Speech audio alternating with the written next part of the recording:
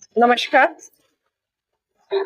आज हमारे कार्यकाल के 4 वर्ष पूर्ण हुए हैं और जो हमारे 4 साल की उपलब्धियां रही, जो हमने शहर की जनता से जो वादे किए थे, उनको हमने पूरा करने का प्रयास किया है। जिस प्रकार के हम सभी जानते हैं कि हमारे शहर में जो जल संकट था, वो सबसे मुख्य वादा जो जनता से हमने किया था और हमने जो संकल्प लिया था कि शहर से जल संकट को दूर करेंगे।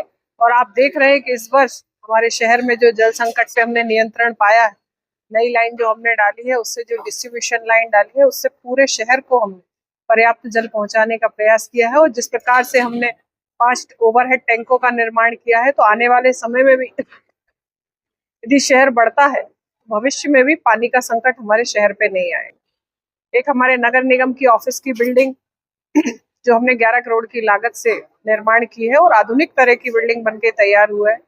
इसका प्रभाव ये होगा कि जो हमारे अलग अलग जगह पर ऑफिस संचालित होते थे, वो सभी ऑफिस एक ही बिल्डिंग में रहेंगे, तो शहर की जनता को एक ही जगह जाकर सारी सुविधाएं मिल पाएंगी। और उसके बाद जो हेड ऑफिस हमारा है, उसको हम लोग डिसमेंटल करके वहां पर से G+4 मॉल का प्लान किया है, जिससे कि हमारे शहर की सुंदरता बढ़ेगी, शहर में एक सुव्यवस्थित मार्केट में बन के तैयार होगा और नगर निगम की आर्थिक आय भी बढ़ेगी। इसी प्रकार यदि हम देखें तो हमारे यहाँ सीवरेज का काम चालू है, जो कि 250 करोड़ की योजना है। हमारे लिए शासन द्वारा, माननीय मुख्यमंत्री जी द्वारा सौगात मिली है, जिसका कि काम अभी प्रगति पर है। और जब ये ड्रेनेज लाइन पूरी बन जाएगी, उससे हमारे पूरे शहर का ड्रेनेज सिस्टम सुधरेगा। और इसी प्रकार हमारे शहर में जो कचरे के पहाड़ बने हुए, उसको निपटारण के लिए हमें टिंचिंग ग्राउंड पर भी काम चालू है, जो कि लगभग 7 करोड़ की लागत से वहां पर कचरे का निपटारण किया जा रहा है।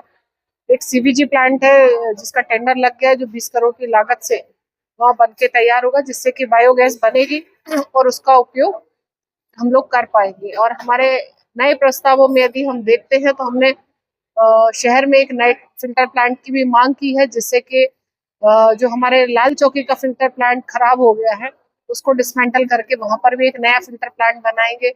हमारे यहाँ शहर की कनेक्टिविटी हमने बढ़ाई है, जैसे कि एक झील उद्यान से होते हुए नए बस स्टैंड का रोड बनाया है, एक पन्नाना से होते हुए हमने दादाजी मंदिर मार्ग बनाया है, और एक MLB स्कूल के बाजू से जो मार्ग बनाया है, जो कि रामेश्वर पुलिया से सीधा हमको मुख्य मार्ग पे जोड़ता है। इसी कनेक्टिविटियां भी हमने शहर के लिए बनाई हैं। और यदि हम बात करते हैं हमारे शहर के मुक्ति धामों का भी हमने जीर्णोद्धार किया है। वहां पर भी जो लोग अंतिम संस्कार के लिए जाते थे, वहां पर बारिश के समय में दिक्कत होती थी, तो उनको व्यवस्थित वहां पर व्यवस्थाएं करके हमने दी। हमारे शहर की धरोहर जो हमारे प्राचीन कुंड है, उनको भी हमने पद्म कुंड को 1 करोड़ 40 लाख की लागत से और रामेश्वर कुंड को हमने 2 करोड़ 60 लाख की लागत से, जिसका निर्माण कार्य अभी प्रगति पर है। और निश्चित ही हमारे शहर की धरोहर है और इनको बचाना हमारी जिम्मेदारी बनती है। और यदि भविष्य की दृष्टि से हम देखते हैं, तो हमारा अधोसंरचना के तहत हमारे शहर के मुख्य मार्गों की भी हमें वित्तीय स्वीकृति अभी मिलना बाकी है। जैसे ही वो मिल जाती है, तो उससे शहर का सौंदर्यीकरण भी बढ़ेगा और शहर के मुख्य मार्ग व्यवस्थित होंगे।